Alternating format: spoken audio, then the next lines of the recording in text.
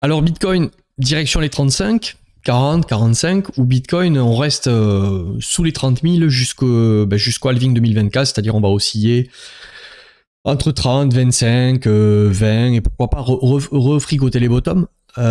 Écoutez, c'est ce qu'on va essayer de voir dans cette vidéo. Vous n'aurez pas la réponse, hein, vous le savez, je ne suis pas Madame Irma.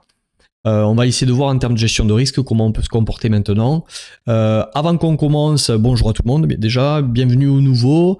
Abonnez-vous à la chaîne si vous découvrez, ou attendez la fin de la vidéo si vous voulez découvrir un peu plus. Mettez le like, s'il vous plaît, ça m'encourage et ça aide surtout dans l'algorithme YouTube. Et si vous n'avez pas trop honte de moi et que vous voulez faire découvrir la chaîne. Alors on commence en monthly, je vous refais pas le topo trimestriel, etc. Je l'ai fait la semaine dernière, allez voir la vidéo de la semaine dernière. En monthly, ce qu'il faut retenir, c'est qu'on est dans un marché haussier. On est dans un marché haussier depuis au maximum, la cassure pour les plus précautionneux, pour les plus prudents, les 25 211, cette clôture du mois de mars 2023, après cette panique de l'affaire USDC Silicon Valley, est venue absorber toute l'offre, toute la panique des gens, et boum, coincer des gens plus bas, qui ont vendu pensant racheter plus bas, exactement comme ce qui s'était passé à l'affaire FTX. Ici, la panique, on casse, tout le monde appelle le marché aux 10-12 000. Qu'est-ce qui se passe? Le marché coince à la cassure en dessous, recrée de la liquidité, short squeeze tout le monde est bloqué, l'offre est absorbée. Donc, gardez la raison. Qu'est-ce qui aura toujours raison? C'est le graphique. C'est qu'est-ce que font les acteurs de marché. Entre la panique des gens ou qu'est-ce que font l'ensemble des acteurs du marché qui est retranscrit par le graphique, c'est que là, c'est bullish et puis point barre. Même si tous les événements que l'on a eu ces derniers temps nous laissent à penser qu'on pouvait aller à la cave, eh bien, on a un marché qui tient et qui continue ça aussi, il n'y a pas de souci. Donc, on pouvait déjà repasser bullish à la clôture de janvier 2023 qui avait ravalé tout ce travail, c'est-à-dire au-dessus des 21 480. Et pour les plus anciens de la chaîne, là, on le verrait en weekly, on est encore en monthly.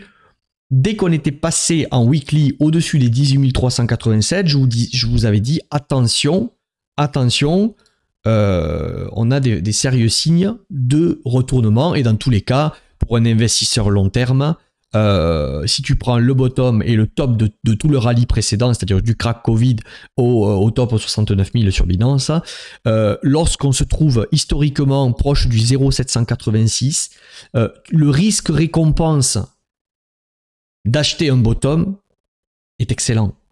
Le risque récompense d'acheter est meilleur que le risque récompense de se poser la question de vendre. Si tu crois en ce marché sur le long terme, et si il respecte sa structure long terme, c'est-à-dire trimestriel, semestriel et monthly, chaque fois qu'on est revenu historiquement sur des 0,786, et d'ailleurs, quand un marché a retracé, comment te le résumer? En gros, ici, si ce marché est toujours bullish, on ne sait pas s'il restera toujours bullish, mais si ce marché est toujours bullish, en raisonnant par l'absurde, tu ne peux que te dire que je suis statistiquement plus proche d'un bottom que d'un top.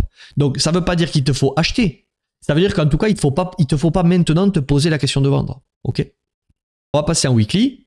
Donc en weekly, c'est haussier. C'est haussier. Et ça fait depuis un moment que je vous répète que je vais vous le réillustrer une dernière fois. Une dernière fois. Autant qu'il faudra. Bottom, top, bottom, top, bottom, top. Donc on ne savait pas où allait être le prochain creux, mais c'est un marché jusqu'à preuve du contraire. Depuis la semaine de novembre 2022, qui étaient les moments d'FTX, on a un marché qui a repris depuis une dynamique haussière, une tendance haussière. Donc dans une tendance haussière, bien entendu, vous avez des phases baissières, qui sont des phases au final de retracement, daily H4 dans une tendance haussière weekly, mais tant que ce bottom de l'affaire USDC tient, le marché a pour objectif, et donc vous devez vous attendre jusqu'à preuve du contraire, à ce que ce marché aille faire un plus haut. Donc, on peut ensuite jouer à Madame Irma à se dire où est-ce qu'est le bottom entre les deux. Le fait est que au plus tu vas attendre un bottom profond proche d'ici, au plus le RR d'acheter sera bon, mais au plus tu prends des risques de ne pas acheter. Et donc après, il faut vous connaître à vous-même. C'est-à-dire, est-ce que vous êtes quelqu'un qui préférait être en dehors du train être très sélectif, voir le marché partir sans vous, vous en foutre et mettre la cartouche quand c'est bon, ou est-ce que vous êtes quelqu'un qui n'aimez pas trop ça, vous préférez y être et accepter au moment où vous y êtes un dip un peu plus creux? Il n'y a pas la réponse, ça dépend des profils. Le fait est que ici, au plus on est en train de dipper et au plus on se rapproche du bottom, ok, de ce bottom-là, de l'affaire USDC, au plus la question de vendre devenait entre guillemets ridicule. Ok, désolé pour ceux qui ont vendu ou quoi que ce soit.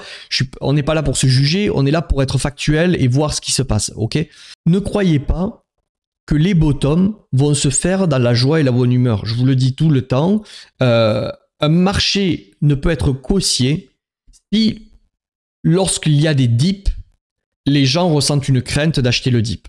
Ok, et clairement, c'est le cas pour le moment. Il n'y a pas de certitude du style super, c'est le dip, j'achète. Ok. Dans le précédent bull market, c'était l'état dans lequel on était arrivé. Il y avait une certitude où on allait aux 100 000 et le moindre dip était une occasion de se dire ouais, c'est qu'une correction, j'achète. Il y avait beaucoup de rigolade lors des dips. Ok. En ce moment, lors des dips, il n'y a pas de rigolade. C'est ça qui me faisait dire que et après qu'on pouvait aller plus haut. Oui, je fais les choses à l'ordre. Qu'on pouvait aller plus haut. Ok, mais ça se confirmait graphiquement et la confirmation doit se confirmer, c'est-à-dire que nous étions depuis cette clôture-là officiellement dans un marché bullish, monthly, weekly, ce que vous voulez. Donc, dans un marché haussier, on buy les dips, dans un marché baissier, on vend les tops. Ce marché pourrait devenir baissier si on avait cassé ce bottom ici, ok, d'un point de vue weekly, hein, pas d'un point de vue daily. Il était passé baissier daily. Mais un marché baissier daily doit subir la loi du weekly au-dessus. Ok? Donc on serait repassé baissier si on avait clôturé sous ce niveau.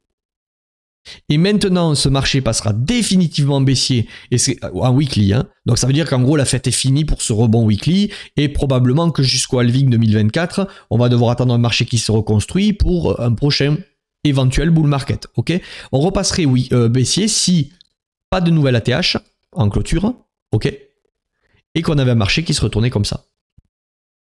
Je viens mettre une clôture en dessous ici. Ok, là vous avez vraiment un retournement, un changement de marché. Et dans cet état-là, l'objectif ne sera pas de dire, attention, pour un investisseur, ce seront des excellents ordres de DCA, mais il ne faudra pas espérer un to the moon de suite jusqu'à preuve du contraire. C'est-à-dire que le risque-reward de DCA sera bon d'un point de vue localisation de marché, mais de DCA dans l'espoir de capter le momentum de reprise, il faudra quand même attendre du développement. Du développement, ce sera quoi? Ça sera quelque chose de comme ça. À nouveau, un retournement de structure. Ok, et là, vous pourrez renforcer peut-être. Mais tant qu'on n'aura pas ça, si l'on vient à clôturer sous ce niveau-là, l'objectif du marché, ce sera de rebondir pour aller faire des plus bas jusqu'à ce qu'on ait ce switch. Soit ici, soit le switch, on ne l'aura plus pas. Personne ne le sait. Mais pour l'instant, peut-on penser baissier tant qu'on n'a pas eu ce retournement ou cette clôture maintenant en dessous de ce niveau-là? Non. Donc l'objectif, et que ce soit clair et net, de ce marché aujourd'hui, c'est d'aller nous faire une clôture plus haute. Ok? Est-ce que pour autant, ça veut dire qu'on doit acheter ici et se précipiter? Moi, vous avez mon avis. Maintenant, on commence à sortir de l'état 618. Désolé, j'ai le PC qui rame. On commence à sortir de l'état 618. Le risque-récompense n'est pas bon, à moins celui qui accepte un retracement au moins dans un premier temps au niveau des 26 000, ok, qui est la dernière Dimension Weekly. Donc, un retracement ici. Est-ce que je vais pouvoir dessiner? Non, j'ai le PC qui rame. Mais en gros, un retracement sur cette bougie ici, là, la bougie du 12 juin 2023, à l'entrée de cette bougie, serait une excellente zone pour, si tu veux rentrer dans BTC, y aller et t'intéresser peut-être à des altcoins. Ok? Est-ce que ça veut dire que l'on va y revenir? Non. Mais ça veut dire que si on y revient, tu te rapproches à peu près du bottom que tu as raté sur l'affaire Binance, là, ici, sur la chute, affaire Binance, SEC, régulation et compagnie. Ok? Mais tant qu'on n'y revient pas, l'objectif de ce marché est d'aller faire des plus hauts. Donc en gros, ce que je veux te dire par là, c'est que soit maintenant, voilà, j'ai les traits qui apparaissent avec un peu de latence, désolé. Soit maintenant, tu es dans le train. Soit si tu y es pas, si tu rentres ici, à tes risques et périls, tu dois comprendre que si tu rentres ici, tu rentres sur une résistance. Et tu dois accepter que si le marché, comme tu connais pas l'avenir, ni toi ni moi, dip de 17%, tu n'as pas le droit de paniquer. Et je dirais même plus que s'il vient nous faire une mèche pour racler ce bottom-là sans clôturer, tu devrais attendre une clôture limite. Donc s'il vient dipper de 20-25% sur une panique et qu'il vient prendre la liquidité sous le niveau des 24 078, tu dois l'accepter. 24 878. Si tu n'es pas prêt à accepter ça, sous ce niveau-là, si tu n'es pas prêt à accepter ça, n'achète pas ici. Ok? Parce que, et ne me dis pas si demain on est au-dessus. Ouais, tu vois, tu avais dit qu'il fallait. Je te dis qu'en termes de risque-récompense, ce n'est pas bon. À part si tu acceptes un dip jusqu'ici qui ne te ferait pas moufter. Pas broncher. Ok? Voilà ce que je voulais te dire. Alors, pourquoi au 25 000, rappelle-toi, et j'en reparle, je ne suis pas là pour masquer ce que j'ai toujours dit. Je disais que l'action du prix, depuis un petit moment, je suis désolé, j'ai des lags de PC, et donc j'ai des traits qui ne... Ouais, si. L'action du prix nous avait dessiné une belle tasse d'un point de vue chartisme, et on avait une anse ici qui se construisait en biseau descendant, ok, dans une tendance haussière, et que bien souvent, et pour ceux qui s'en souviennent, et je pense que vous en souvenez si vous n'êtes pas de mauvaise foi, je vous avais dit que bien souvent, ce genre de choses, ça se termine par une sortie haussière et assez violente. Je vous le dis souvent, si vous attendez de la certitude pour rentrer, le marché, en gros, les bottoms sont très difficiles à acheter, ok, et une fois que ça part, vous êtes toujours dans une incertitude que, ah mince, maintenant c'est parti, je dois attendre le dip. Vous le ressentez ce truc-là. C'est-à-dire qu'en gros, les marchés des cryptos sont hyper piégeux, et c'est pour ça que c'est très difficile, et beaucoup pensent que c'est simple, etc. Mais bon, tant pis, il faut prendre sa claque pour se rendre compte que c'est pas si facile que ça. Bien souvent, quand ça part fort, et ça laisse du déséquilibre, et ça laisse de, ah maintenant on est ici, qu'est-ce que je fais? Bon, je rentre ici, boum, dip, ah mince, purée, j'aurais pas dû rentrer, je sors, boum.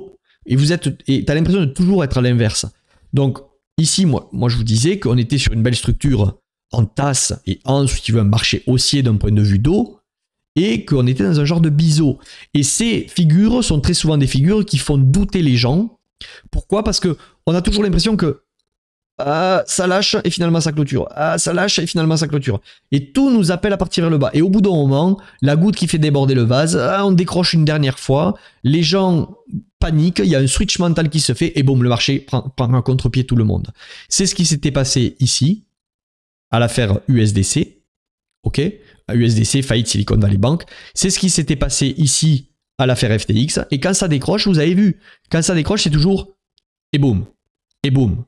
Et boum, et on vous laisse pas rentrer. Et le moment où vous craquez en disant mince maintenant c'est parti, bon allez j'y vais parce qu'on va faire un nouveau plus haut, ben, c'est souvent ici. C'est souvent ici. Bon, ça ne veut pas dessiner. Et ça va être souvent là. Donc c'est pour ça que je te dis de faire attention ici. Qu'est-ce que je voulais rajouter? Oui, alors je reviens sur ce que je vous disais à l'époque. Je disais qu'effectivement l'action de prix me laissait penser que hop, on prend la liquidité, on clôture au-dessus. Hop, on prend la liquidité. Je suis désolé, j'ai les dessins qui ne fonctionnent pas parce que j'ai mon PC qui rame et j'ai plein de soucis de connexion de PC qui rame en ce moment. Bon, je comprends, je regarderai tout ça plus tard. Tu vois sur cette bougie du 8 mai, on vient prendre la liquidité en dessous, hop, on clôture au-dessus de ce range que l'on avait. Tu te rappelles le range où je te disais, c'est étonnant qu'on vienne prendre, si on veut continuer haussier, qu'on vienne pas enlever la certitude de tous ces traders tardifs. Donc là, c'est ce qu'on a fait. Clôture en dessous, on ravale l'offre. Clôture en dessous, enfin, mèche en dessous, on clôture bien. Et là la bougie du 12 juin, c'est la goutte d'eau qui a fait déborder le vase parce qu'on était sur un terrain en plus, affaire Binance, la SEC. À nouveau, on a une bougie rouge qui dégueule, qui ouvre la semaine dégueulasse et finalement qui vient clôturer au-dessus, semaine d'après, short squeeze. Ok. Donc c'est ça le biseau descendant. Et je vous disais, c'est ça que je voulais vous dire, que pour moi, revenir pullbacker le niveau des 25 000, c'était revenir sur un niveau trop trivial, ok, de l'épaule si vous voulez, de l'épaule que tout le monde avait vu, tête, épaule inversée, cassure, le pullback et la continuation. Je reste encore un peu sceptique, mais il ne faut pas être dans le déni. C'est haussier. Et je vous disais à l'époque, et là il faut revenir sur ce que je disais, personnellement, si on revient sur les 25 000, c'est trop beau, trop joli, trop propre, trop de certitude, trop facile. Je serais étonné que ce ne soit pas pour aller du coup ici. Revisiter les 22, 23, 21 000, la dimension de l'affaire USDC. Ça ne s'est pas fait pour l'instant. Pourquoi? Ça ne s'est pas fait pour l'instant. Pourquoi? Et c'est pour ça que, soyez agile, moi j'ai quand même remis une cartouche ici, sur certaines altes. C'est pas parce que je vous dis que j'attends les 22-23 statistiquement que tu peux pas changer de biais. Pourquoi j'ai changé de biais à cet endroit et où le risque, je savais pas si ce que je faisais était bon, mais le RR était bon parce que la psychologie a vraiment changé. C'était, j'attends le pullback au 25 000 et je rentre, et le jour où il s'est présenté, c'était sur un terrain panique des altcoins, FUD Binance, la SEC, on va à la cave, etc. Donc finalement, ce dip, il n'a pas été acheté par beaucoup de monde parce que c'était dur. Et donc, il faut être capable de switcher et de se dire, j'attends le cours statistiquement ici parce que ici, il y aura trop de conviction et je sens que les gens vont se faire éclater. Ah, si je sens que les gens sont dans une dynamique de panique ici parce qu'il y a une mauvaise affaire, être capable de vite se dire, bon, ok, on n'est pas revenu dans la zone plus bas, le RR est quand même pas dégueu ici parce que maintenant on a retracé dans cette tendance haussière, allez, j'y vais. Donc, est-ce que c'est sûr maintenant? Tant que j'ai pas la clôture au-dessus d'ici, moi, la clôture, parce qu'on est venu mécher au-dessus, tant que j'ai pas la clôture, je vais me méfier. Ok? Je me méfie et je vais vous dire pourquoi. Je suis un peu long sur le Bitcoin, c'est pas grave, on reniera peut-être Ether, mais il me semble que c'est important tout ça. Je pense que maintenant, si on vient clôturer au-dessus, le marché est dans le scénario dont je vous parle depuis un moment, hein, ce rallye ici, qui piège tout le monde après comme après l'affaire FTX, comme on avait eu ici en 2018. Ok, je pense que on va se diriger vers les 40, 48, 50, pourquoi pas. Ok, si on clôture, attention, si on clôture au-dessus de ce niveau, je pense que maintenant on va potentiellement y aller. Par contre, si c'est le cas, faites attention. Faites attention, moi je vous le dis, ce que je ferai, en toute objectivité, comme je vous disais tout à l'heure avec mon Fibonacci, bottom, top, on va passer dans cet état au-dessus du 618. Et là, tant pis, ça va pas plaire à tout le monde, je m'en fous. Moi, je suis pas là pour vous vendre du rêve, ok? Je suis là pour vous vendre, j'ai des accompagnements, ok, one-one. D'ailleurs, si ça t'intéresse d'enfin être un peu libre sur les marchés, savoir ce que tu fais, d'en avoir marre de te faire bouffer objectivement, là, si dans les paniques, bah, tu t'es fait chaque fois squeezer à l'inverse et que t'en as marre et que tu veux, bon, je vais pas détailler, vous voyez à peu près l'approche que j'ai du marché, je suis pas Madame Irma, je suis pas un vendeur de rêve, c'est un cocktail entre le mindset, la psychologie et la compréhension de graphiquement qu'est-ce qui se passe pour optimiser ton risque-reward et arriver à surfer un bull run, un cycle, prendre des profits quand il faut, limiter la casse sur un bear market et arrêter d'être toujours à contresens. Si tu as envie de t'y mettre une bonne fois pour toutes de manière sérieuse, parce que tu te rends compte que depuis l'affaire FTX, il y a quand même des lacunes et tu te fais chaque fois niquer la gueule, hein. Bon, moi, les gens que j'accompagne peuvent en témoigner. On est là pour être rationnel et pour l'instant, on s'est pas beaucoup trompé. Et c'est pas que je me suis trompé parce que je suis une voyante, c'est parce que il faut ce cocktail timing, comprendre que c'est pas les mauvaises news qui vont vous faire partir à la cave. C'est un jeu à somme nulle. Si tout le monde est vendeur, les gros ne peuvent que capturer l'offre de contrepartie. Si toi tu veux vendre et que les gros ont beaucoup de liquidités à placer sur les marchés, comment tu veux que les gros achètent? Pardon, comment tu veux que les gros vendent si tout le monde est vendeur sur une news trop facile? Ok, les gros ne peuvent que acheter parce que c'est qu'à ce moment-là qu'il y a beaucoup de contreparties en face. Ok, et c'est le jour où tu verras, tout le monde sera excité du bocal ici, que les gens vont se faire distribuer à la figure. Ok, donc si ça t'intéresse, contacte-moi, il y a un lien Calendly. Je veux voir les gens en visio. J'en ai beaucoup qui me demandent avant, qu'est-ce que tu proposes, tout ça. Je suis désolé, je suis pas un vendeur de tapis, je donne pas mes prix comme ça sur Internet, n'importe où, rien du tout. Soit tu m'appelles et on fait les choses sérieusement. Soit je veux voir à qui j'ai affaire, je veux voir les personnes, le mindset qu'elles ont, est-ce qu'elles sont prêtes à entendre, à prendre des fois, je mets des claques dans la figure des fois, être prête à entendre des fois, à changer un peu de vision des marchés, tout ça. Si tu veux le faire, je te le dis, c'est maintenant que ça se prépare. On est dans des phases comme ici. Ok, probablement qu'on aura un bull market, je ne suis pas là pour te le garantir, c'est à toi d'avoir ta conviction, mais si pour une bonne fois pour toutes tu as compris que c'est peut-être par là qu'il faudrait s'intéresser, parce que quand on va partir comme des malades ici, ça va être comme d'habitude, tout le monde va se faire piéger là, ça va pas savoir vendre, ça va bouffer de la dopamine parce qu'ici il y aura eu énormément de dépression et on voudra plus que ça s'arrête, et incapacité de prendre des profits rationnellement dans des zones, des supply zones, des zones où il faut prendre des TP, etc., où on place les TP à l'avance. J'ai une vraie méthodologie, une vraie stratégie. Je vais pas tout divulguer ici. Prends un rendez-vous avec moi si tu veux en discuter. Si tu as un capital sérieux et que tu es conscient des multiples que l'on peut faire sur un bull market et que tu sais ce que ça peut faire de tout reperdre parce que tu n'as pas su vendre, si tu vois de quoi je parle ici, contacte-moi. Voilà. Donc, ce que je voulais vous dire ici, je suis parti dans un délire, mais ce que je voulais vous dire, c'est que si on commence à casser, à clôturer au-dessus, on sort de cet état 0,618. Donc pour moi, attention, ne prenez pas ça comme ouais, tu dis que le Bitcoin c'est pourri, ça va pas faire une nouvelle attache. Non, non, je m'en bats les couilles complètement. Ok ? Moi, je suis là pour investir et gagner de l'argent. Je suis pas là pour être amoureux et faire de la religion avec un coin. Ici, je vous disais que le RR était bon. Ici, je vais commencer à vous dire que le RR n'est pas bon. Donc, qu'est-ce que ça veut dire que le RR n'est pas bon? C'est-à-dire que le RR de continuer à acheter ne sera pas bon pour moi. Ça ne veut pas dire que ça ne va pas aller plus haut. Je ne suis pas une voyante.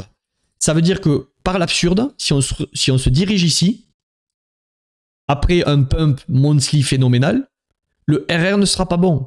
Donc, le jeu d'attendre un dip sera beaucoup plus intéressant que le jeu de rentrer, même si ça peut continuer à monter.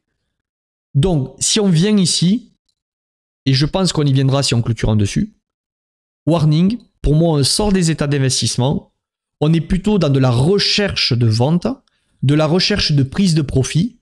Ça ne veut pas dire qu'on prend tous les profits ici. Ça dépend d'ailleurs de ce que tu veux faire. Moi, je ne suis pas là pour te dire combien tu dois prendre de profit. Je suis là pour te dire, attention, ici, ça peut se retourner.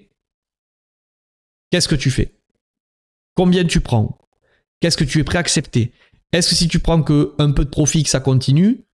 Est-ce que tu prends un peu de profit, que ça dip, est-ce que tu vas le regretter?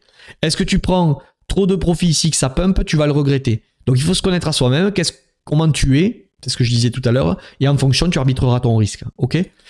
Si on vient ici, pour moi, il faut arbitrer. Et ça va dépendre de la psychologie des gens à ce moment-là. Si on est, et tu vas voir pourquoi je parle de ça, si on vient à cet endroit et qu'à nouveau, les gens ont des certitudes, barrez-vous. Si on vient à cet endroit et qu'on a un dip qui se fait à nouveau dans la panique, dans la non-certitude, dans le « Ah, je vous l'avais dit que ce serait le dip », restez un peu. Ou peut-être acheter le dip si on se rapproche du 0,618. À vous de voir. Peut-être pas que sur Bitcoin, sur les alts aussi. Moi, c'est le cœur de la stratégie que l'on met en place. Pas n'importe quels alts. Pareil, je ne peux pas tout vous divulguer ici. Vous m'appelez si ça vous intéresse. Pourquoi je vous dis de faire attention ici? L'être humain, en termes de psychologie, fonctionne par patterns. Des patterns qui sont ancrés. Et c'est pour ça que les marchés financiers sont au reflet de l'être humain. Et on voit toujours les mêmes patterns de cycle haussier, la correction, l'explosion de la bulle, l'explosion à la hausse, la bulle qui pète, marché baissier, c'est fini. Le premier pump, la correction, l'explosion, la bulle qui éclate et c'est fini. C'est parce que la psychologie humaine se répète. On n'apprend pas de nos erreurs bien souvent. On répète les mêmes conneries au fur et à mesure que les années passent, avancent et tout, à tous les domaines. Et si vous voulez, j'ai bien l'impression, et pour les nouveaux qui ont vécu ça, là, qui putain, mais pourquoi ça monte? Qu'est-ce qui se passe? Pourquoi? Il n'y a que des mauvaises nouvelles et ça monte. J'ai l'impression que si on vient ici, le dip ne fera plus peur à personne. Pourquoi? Ici, à faire FTX, les gens se sont fait niquer. En majorité, peut-être pas toi, hein, ok? Et pas moi d'ailleurs. Mais, ok. Affaire USDC, très mauvaise news, faillite de banque. Voilà, tout ce que vous avez connu.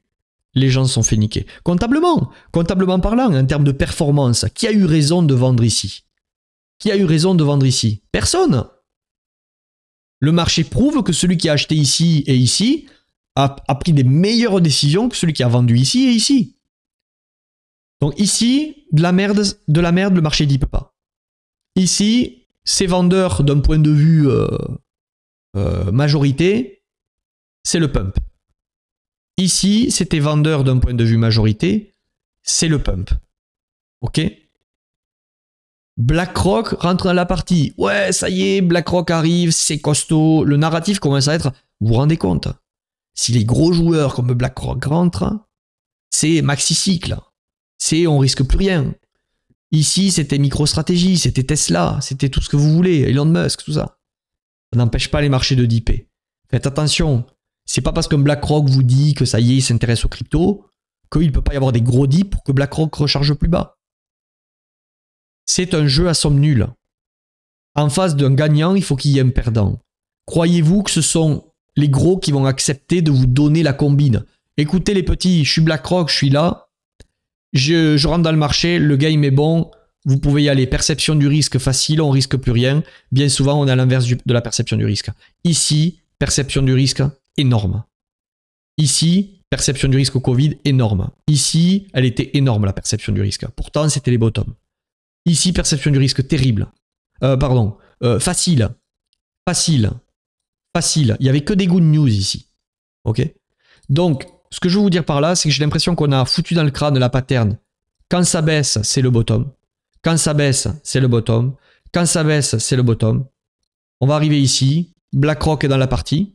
On va voir si on va y aller. Hein. Attention, je vous ai parlé des scénarios, des autres scénarios. Hein. Mais on arrive ici. BlackRock est dans la partie. Le dip ici. Même pas peur. À chaque fois que ça dip, c'est le dip. Faut acheter. Et ce coup-ci, ça pourra être le vrai dip.